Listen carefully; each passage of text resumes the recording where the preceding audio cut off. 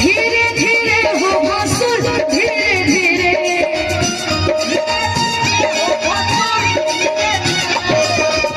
धीरे धीरे हो समधिन धीरे धीरे कहरा मरवा में आई वो समधिन धीरे धीरे कहरा मरवा में आई वो समधिन धीरे धीरे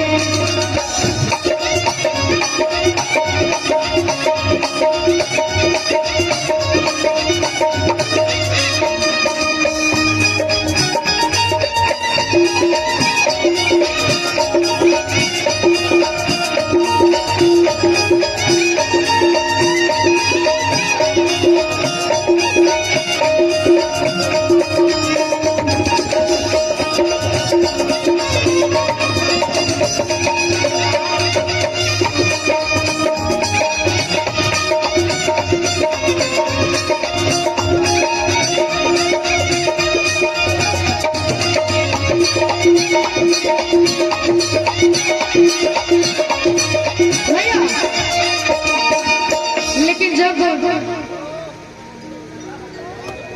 दूल्हा के आगमन होखेला और जब उन्ने से लड़के पार्टी से गरिया बल चालू कर ली जा तो इन्हें से हमने के लड़का पार्टी के जब माता बहन लोग बोली जा लड़की पार्टी खाती का कहली भैया कट दे दीजिए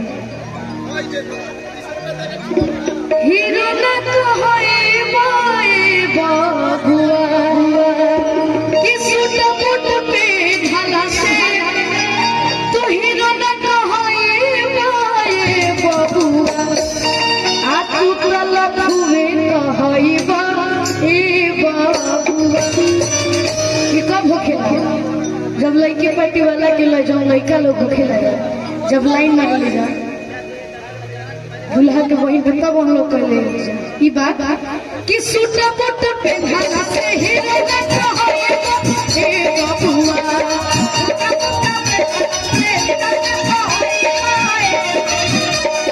सूटा मोट पे ढाला से हीरो ना तो होए अरे बाबुआ तू तला घूमे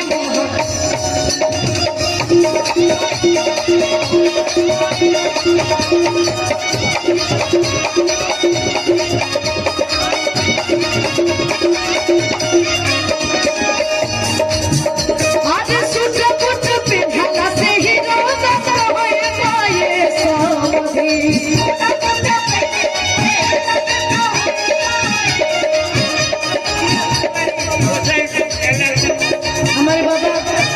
रमेश तिवारी बाबा जी की तरफ से ढेर सारा इनाम आया सूट बूट पे ढाला से ही रोना तो होए पाए बबुआ अरे तू तला घूमे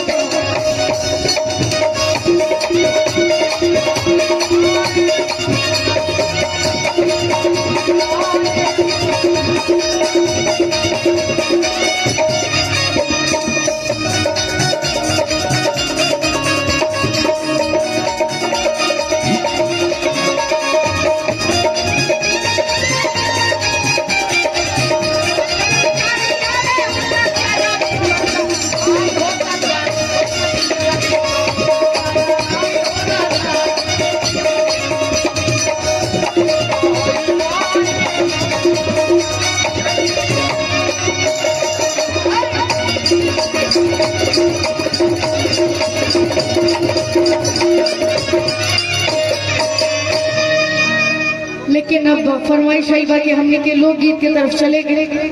कहे कि कलाकार के काफी